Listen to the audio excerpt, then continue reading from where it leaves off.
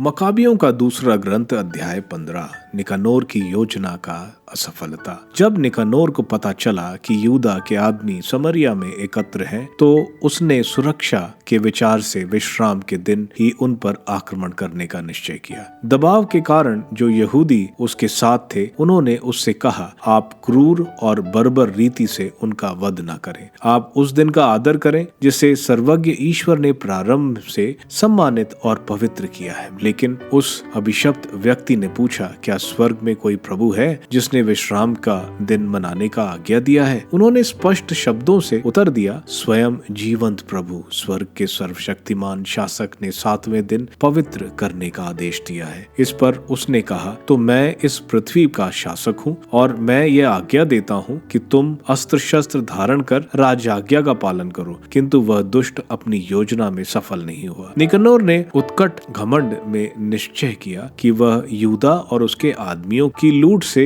एक भव्य स्मारक का निर्माण करे। किंतु मकाबी अटल विश्वास से प्रभु की सहायता की प्रतीक्षा करता रहा। उसने अपने आदमियों को समझाया कि वह विदेशियों के इस आक्रमण से नहीं डरे, बल्कि याद रखे कि उन्हें कितनी ही बार स्वर्ग की ओर से सहायता मिल चुकी है। इसलिए वह अब भी विश्वास करें कि सर्वशक्तिमान उन्हें विजय दिलाएंगे। उसने संहिता और नबियों को हवाला देते हुए उन्हें उत्साहित किया। उसने उन्हें यह याद दिलाया कि वह कितनी लड़ाइयां लड़ चुके हैं। उसने उनमें लड़ने का उत्साह भरकर यह भी बतलाया कि विदेशी कैसे विश्वासघाती हैं और कैसे अपनी शर्तें भंग करते रहे हैं। इस प्रकार उसने न केवल ढालों और भालों से बल्कि अपनी प्रभावशाली बातों से प्रत्येक व्यक्ति को तैयार किया। इसके बाद उसने उन्हें एक विश्वास योग्य स्वप्न के विषय में भी बताया, जिससे सभी अत्यधिक आनंदित हो उठे। उसका वह दर्शन इस प्रकार था। उसने देखा कि ओनियास, जो कभी प्रधान याजक रह चुका था, जो कुलीन और विनम्र व्यक्ति था तथा जिसका व्यवहार बड़ा मधुर था, जो अच्छा वक्ता था और बचपन से ही सभी सद्गुणों से संपन्न था, हाथ उठाकर समस्त यहूदी प्रजा के लिए प्रार्थना कर रहा है। इसके बाद यूदा को एक ऐसा पुरुष दिखाई पड़ा जो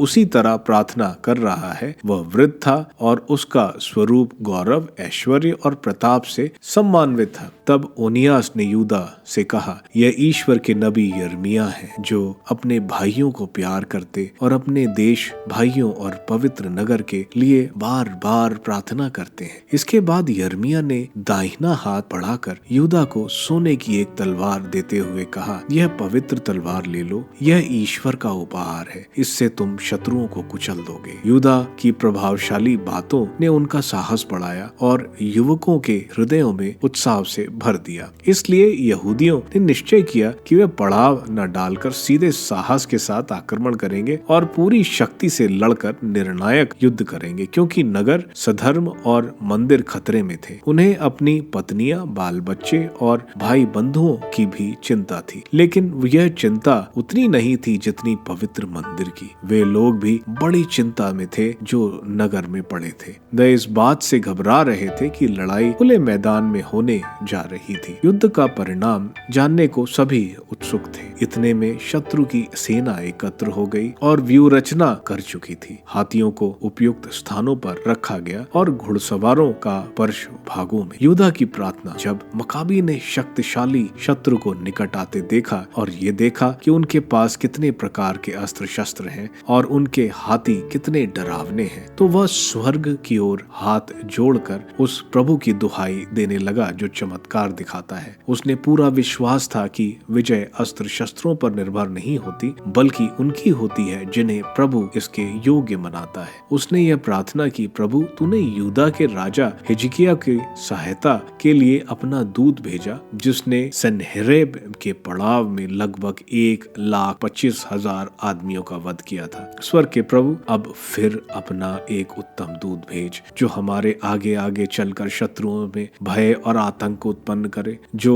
लोग ईश निंदा करते हुए अपनी पवित्र प्रजा पर आक्रमण करने आ रहे हैं, उन्हें अपने भुजबल से मार गिरा। उसने इन शब्दों के साथ अपनी प्रार्थना समाप्त की। यहूदियों की विजय। निकनोर के सैनिक नरसिंह बजाते और गीत गाते आगे बढ़े। यूदा के आदमी प्रार्थना करने के बाद प्रभु की दुहाई देते हुए शत्रुओं पर टूट पड़े। वे हाथों से लड़ रहे थे और हृदय में ईश्वर की प्रार्थना कर रहे थे। उन्होंने ईश्वर की सहायता का अनुभव करते हुए उल्लासित होकर 35,000 आदमियों को मार गिराया। जब लड़ाई समाप्त हुई और वे आनंद के साथ पीछे हटे तो उन्होंने देखा निकनौर कवच पहने मरा पड़ा है। इस पर वे गगनभेदी नारे लगाने और अपनी मातृभाषा में सर्वशक्तिमान प्रभु को धन्य कहने लगा। तब यूदा ने, जो अपने सहनागरिकों के लिए सदा तन मन से प्रथम पंक्ति से लड़ता रहा और बाल्यावस्था से अपने देशवासियों को प्यार करता आया, निकनौर का सर और उसकी पूरी दाहिनी भाग काट देने और उन्हें यरूशलेम ले जाने का आदेश दिया, जहां पहुंचकर उसने अपने देश भाइयों और याजकों को एकत्र किया और स्वयं वेदी के सामने खड़ा रहा। उसने गढ़ के लोगों को बुला भेजा और उन्हें दुष्ट निकनौर का सर और इस ईश निंदा का हाथ दिखलाया, जिसे उसने घमंड के आवेश में सर्वेश्वर के मंदिर के विरुद्ध उठाया था। उसने विधर्मी निकनौर की जीभ कटवाकर उसके टुकड़े पक्षियों को दे देने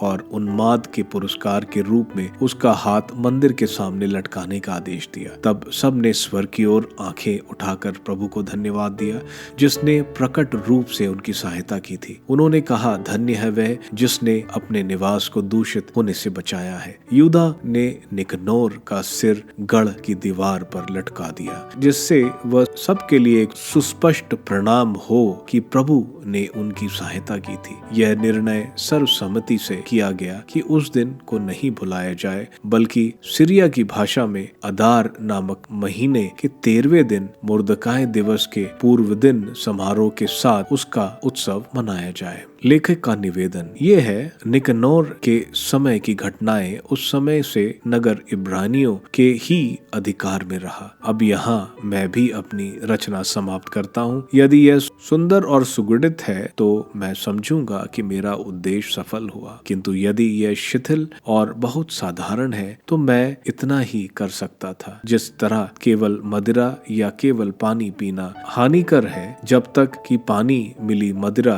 रुचिकर होती है और मन प्रसन्न कर देती है, इसी तरह कोई रचना सुंदर वस्तु विन्यास के कारण पाठकों के लिए ऋतु मधुर हो जाती है। बस यही मेरा वृत्तांत।